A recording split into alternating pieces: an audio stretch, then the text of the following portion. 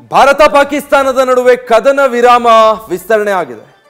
ಮೇ 18ರವರೆಗೆ ಗಡಿಯಲ್ಲಿ ಕದನ ವಿರಾಮ ವಿಸ್ತರಣೆ ಆಗಿದೆ. ಪಾಕಿಸ್ತಾನ ಮತ್ತು ಭಾರತದ ಡಿಜಿಎಂಒಗಳು ಮಾತುಕತೆ ನಡೆಸಿ ನಿರ್ಧಾರ ಮಾಡಿದ್ದಾರೆ. ಕದನ ವಿರಾಮ ಮೇ 18ರವರೆಗೆ ವಿಸ್ತರಣೆ ಆಗಿದೆ. ಹಾಟ್ಲೈನ್ ಮೂಲಕ ಡಿಜಿಎಂಒಗಳು ಇದಕ್ಕೆ ಸಂಬಂಧಪಟ್ಟ ಹಾಗೆ ಚರ್ಚೆ ನಡೆಸಿದ್ದಾರೆ. ಕದನ ವಿರಾಮವನ್ನು ಮುಂದುವರಿಸಿದ್ದಾರೆ. ಇವತ್ತಿಗಾಗಲೇ 16, 18ನೇ ತಾರೀಕು, ಇನ್ನು 2 ದಿನದವರೆಗೆ ಕದನ ವಿರಾಮ ಮತ್ತೆ ಮುಂದಕ್ಕೆ ವಿಸ್ತರಣೆಯಾಗಿದೆ. ಇನ್ನು ಮುಂದಕ್ಕೆ ಮಾತುಕತೆ ಮೂಲಕ ಅದು ಹೀಗೆ ವಿಸ್ತರಣೆಯಾಗುತ್ತೆ. ಸಾಮಾನ್ಯವಾಗಿ ಕದನ ವಿರಾಮವನ್ನು ವಿಸ್ತರಣೆ ಮಾಡುವಂಥ ರೀತಿ ಅದು. ಡಿಜಿಎಂಒಗಳ ನಡುವೆ ಇದಕ್ಕೆ ಸಂಬಂಧಪಟ್ಟ ಹಾಗೆ ಹಾಟ್ಲೈನ್ನಲ್ಲಿ ಚರ್ಚೆ ನಡೆದಿದೆ. ಸದ್ಯ 2 ದೇಶಗಳು ಕದನ ವಿರಾಮಕ್ಕೆ ಒಪ್ಪಿಕೊಂಡು ಯುದ್ಧ ನಿಲ್ಲಿಸಿರೋದ್ರಿಂದ ಡಿಜಿಎಂಒಗಳ ಹಂತದಲ್ಲಿ ಇದಕ್ಕೆ ಸಂಬಂಧಪಟ್ಟ ಹಾಗೆ ಈ ಮುಂಚೆಯೂ ಮಾತುಕತೆ ನಡೆದಿತ್ತು. ಈಗ ಹಾಟ್ಲೈನ್ ಮೂಲಕ ಭಾರತ ಮತ್ತು ಪಾಕಿಸ್ತಾನದ ಡಿಜಿಎಂಒಗಳು ಮಾತುಕತೆ ನಡೆಸಿದ್ದಾರೆ. ಮೇ 18ರವರೆಗೆ ಕದನ ವಿರಾಮ ವಿಸ್ತರಣೆಯಾಗಿದೆ. ಕದನ ವಿರಾಮಕ್ಕೆ ಒಪ್ಪಿಕೊಂಡ ಸಂದರ್ಭದಲ್ಲಿ ನಿರ್ದಿಷ್ಟ ಅವಧಿಗೆ ಇಷ್ಟು ದಿನಕ್ಕೆ ಈ ರೀತಿಯಾಗಿ ಕದನ ವಿರಾಮ ಒಪ್ಪಿಕೊಂಡಿರ್ತಾರೆ. ಅದಾದ ನಂತರ ಮತ್ತೆ ಮಾತುಕತೆಗಳನ್ನು ಮುಂದುವರಿಸಿಕೊಂಡು ಆ ಕದನ ವಿರಾಮದ ಡೇಟ್ ಏನಿತ್ತು ಅದನ್ನು ಎಕ್ಸ್ಟೆಂಡ್ ಮಾಡೋದು ಅಥವಾ ಅದನ್ನು ಮುಂದುವರಿಸ್ಕೊಂಡು ಹೋಗೋದು, ಸೀಸ್ ಫೈರ್ನ ಮುಂದುವರಿಸ್ತಾ ಹೋಗೋದು, ಅದು ಡಿಜಿಎಂಒಗಳ ನಡುವಿನ ಮಾತುಕತೆಯಲ್ಲಿ ಅಂತ್ಯಗೊಳ್ಳುತ್ತೆ.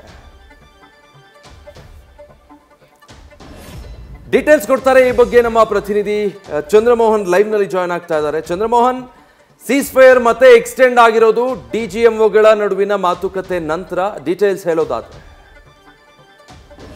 ಹೌದು ವಿಜಯ್, ಮುಖ್ಯವಾಗಿ ಈಗ ಈ ತಿಂಗಳ 10ನೇ ತಾರೀಕು ಭಾರತ ಮತ್ತು ಪಾಕಿಸ್ತಾನದ ಡಿಜಿಎಂಒಗಳೇ ಮಾತುಕತೆ ನಡೆಸಿ ಗಡಿನಲ್ಲಿ ಕದನ ವಿರಾಮವನ್ನು ಘೋಷಣೆ ಮಾಡುವಂಥ ತೀರ್ಮಾನವನ್ನು ತೆಗೆದುಕೊಂಡಿದ್ರು. ಅದನ್ನು ಈಗ ಈ ತಿಂಗಳ 18ನೇ ತಾರೀಕುವರೆಗೂ ವಿಸ್ತರಣೆ ಮಾಡುವಂಥ ತೀರ್ಮಾನವನ್ನು ಈಗ ಡಿಜಿಎಂಒಗಳು ತೆಗೆದುಕೊಂಡಿದ್ದಾರೆ. ಈಗ ಮೊನ್ನೆ ದಿನ ಕೂಡ ಭಾರತ ಮತ್ತು ಪಾಕಿಸ್ತಾನದ ಡಿಜಿಎಂಒಗಳ ನಡುವೆ ಹಾಟ್ಲೈನ್ನ ಮೂಲಕವೇ ಮಾತುಕತೆ ನಡೆದಿದೆ. ಈ ಮಾತುಕತೆಯಲ್ಲಿ ಮುಖ್ಯವಾಗಿ ಈಗ ಘೋಷಣೆ ಆಗಿರ್ತಕ್ಕಂಥ ಕದನ ವಿರಾಮವನ್ನು 18ನೇ ತಾರೀಕುವರೆಗೂ ಕೂಡ ವಿಸ್ತರಣೆ ಮಾಡಬೇಕು. ಅದಾದ ಬಳಿಕ ಮತ್ತೊಮ್ಮೆ ಮಾತುಕತೆಯನ್ನು ನಡೆಸಿ ಕದನ ವಿರಾಮವನ್ನು ವಿಸ್ತರಣೆ ಮಾಡಬೇಕಾ ಬೇಡವಾ ಅನ್ನೋದ್ರ ಬಗ್ಗೆ ತೀರ್ಮಾನವನ್ನು ತೆಗೆದುಕೊಳ್ಬೇಕು. ಈಗ ಮುಖ್ಯವಾಗಿ ಗಡಿನಲ್ಲಿ 2 ದೇಶಗಳು ಕೂಡ ಹೆಚ್ಚಿನ ಸಂಖ್ಯೆಯಲ್ಲಿ ಸೈನಿಕರನ್ನು ನಿಯೋಜನೆಯನ್ನು ಮಾಡಲಾಗಿದೆ. ಜೊತೆಗೆ ಹೆಚ್ಚಿನ ಶಸ್ತ್ರಾಸ್ತ್ರವನ್ನು ನಿಯೋಜನೆ ಮಾಡಲಾಗಿದೆ. ಈ ಹೆಚ್ಚಿನ ಸಂಖ್ಯೆಯಲ್ಲಿ ಸೈನಿಕರನ್ನು ನಿಯೋಜನೆ ಮಾಡಿರೋದನ್ನು ಕೂಡ 2 ದೇಶಗಳು ಹಿಂತೆಗೆದುಕೊಳ್ಬೇಕು. ಜೊತೆಗೆ ಶಸ್ತ್ರಾಸ್ತ್ರ ನಿಯೋಜನೆ ಮಾಡಿರೋದನ್ನು ಕೂಡ ಹಿಂತೆಗೆದುಕೊಳ್ಬೇಕು. ಇದರಿಂದ ಗಡಿನಲ್ಲಿ ನಿರ್ಮಾಣ ಆಗಿರುವಂಥ ಉದ್ವಿಗ್ನ ವಾತಾವರಣವನ್ನು ಕಡಿಮೆ ಮಾಡಲಿಕ್ಕೆ ಸಹಾಯಕ ಆಗುತ್ತೆ. ಜೊತೆಗೆ ಭಾರತ ಆಗಲಿ ಪಾಕಿಸ್ತಾನ ಆಗಲಿ ಶತ್ರು ರಾಷ್ಟ್ರಗಳ ವಿರುದ್ಧ, ಪರಸ್ಪರರ ವಿರುದ್ಧ ಯಾವುದೇ ಗುಂಡಿನ ದಾಳಿಯನ್ನು ನಡೆಸಬಾರ್ದು. ಮಾರ್ಟರ್ ಶೆಲ್ ದಾಳಿ ಆಗ್ಬೋದು ಅಥವಾ ಬೇರೆ ಯಾವುದೇ ರೀತಿಯಾದಂಥ ದಾಳಿಯನ್ನು ನಡೆಸದೇ ಕದನ ವಿರಾಮ ಕಾಪಾಡಿಕೊಂಡು ಹೋಗಬೇಕು, ಗಡಿನಲ್ಲಿ ಶಾಂತಿಯನ್ನು ಕಾಪಾಡಿಕೊಂಡು ಹೋಗಬೇಕು ಅನ್ನುವ ತೀರ್ಮಾನವನ್ನು ತೆಗೆದುಕೊಳ್ಳಲಾಗಿದೆ.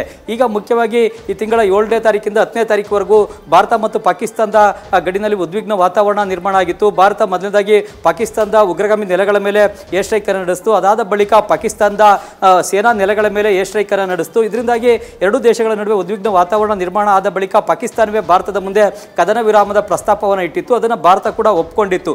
ಜೊತೆಗೆ ಬೇರೆ ಬೇರೆ ರಾಷ್ಟ್ರಗಳು ಕೂಡ ಕದನ ವಿರಾಮವನ್ನು ಘೋಷಣೆ ಮಾಡಬೇಕು, ಶಾಂತಿಯನ್ನು ಗಡಿನಲ್ಲಿ 2 ದೇಶಗಳು ಕಾಪಾಡಿಕೊಳ್ಬೇಕು, ಏನೇ ಸಮಸ್ಯೆ ಇದ್ರೂ ಕೂಡ ಮಾತುಕತೆ ಮೂಲಕ ಬಗೆಹರಿಸಿಕೊಳ್ಳಿ ಅನ್ನೋ ಒಂದು ಒತ್ತಾಯವನ್ನು 2 ದೇಶಗಳಿಗೂ ಕೂಡ ಮಾಡಿದ್ವು. ಆದರೆ ಭಾರತ ಭಯೋತ್ಪಾದನೆಯನ್ನು ನಿರ್ಮೂಲನೆ ಮಾಡಬೇಕು, ಭಯೋತ್ಪಾದನಾ ನೆಲೆಗಳನ್ನು ನಾಶ ಮಾಡಿಯೇ ನಾವು ತೀರ್ತೇವೆ ಅಂತೇಳಿ ಈ ಬಾರಿ ಪಣ ತೊಟ್ಟು ಉಗ್ರಗಾಮಿ ನೆಲೆಗಳ ಮೇಲೆ ದಾಳಿಯನ್ನು ಮಾಡಿ ಅದರಲ್ಲಿ ಯಶಸ್ವಿ ಆಯಿತು. ಅದಾದ ಬಳಿಕ ಪಾಕಿಸ್ತಾನ ಸೇನೆ ಭಾರತದ ಸೇನಾ ನೆಲೆಗಳ ಮೇಲೆ ದಾಳಿ ನಡೆಸಿದ್ರಿಂದಾಗಿ ಭಾರತವು ಕೂಡ ಪ್ರತಿಯಾಗಿ ಪಾಕಿಸ್ತಾನದ ಸೇನಾ ನೆಲೆಗಳ ಮೇಲೆ ದಾಳಿ ನಡೆಸೋದು ಕೂಡ ಅನಿವಾರ್ಯ ಆಗಿತ್ತು. ಹಾಗಾಗಿ 11 ಪಾಕಿಸ್ತಾನದ ಸೇನಾ ನೆಲೆಗಳ ಮೇಲೂ ಕೂಡ ಭಾರತ ದಾಳಿಯನ್ನು ನಡೆಸಿತ್ತು. ಈಗ ಅಂತಿಮವಾಗಿ 2 ದೇಶಗಳ ನಡುವೆ ಕದನ ವಿರಾಮ ಘೋಷಣೆ ಆಗಿದೆ. ಇದನ್ನು ಈಗ ಮತ್ತೆ ಇನ್ನು 18ನೇ ತಾರೀಕುವರೆಗೂ ಅಂದರೆ ಇನ್ನೂ 2 ದಿನಗಳವರೆಗೂ ಮುಂದುವರಿಸಿಕೊಂಡು ಹೋಗೋದು. ಅದಾದ ಬಳಿಕ ಮತ್ತೆ ಮಾತುಕತೆ ನಡೆಸಿ ಅದನ್ನು ವಿಸ್ತರಣೆ ಮಾಡಬೇಕಾ ಬೇಡವಾ ಅನ್ನೋದ್ರ ಬಗ್ಗೆ ಡಿಜಿಎಂಒಗಳೇ ತೀರ್ಮಾನವನ್ನು ತೆಗೆದುಕೊಳ್ಳಿದ್ದಾರೆ.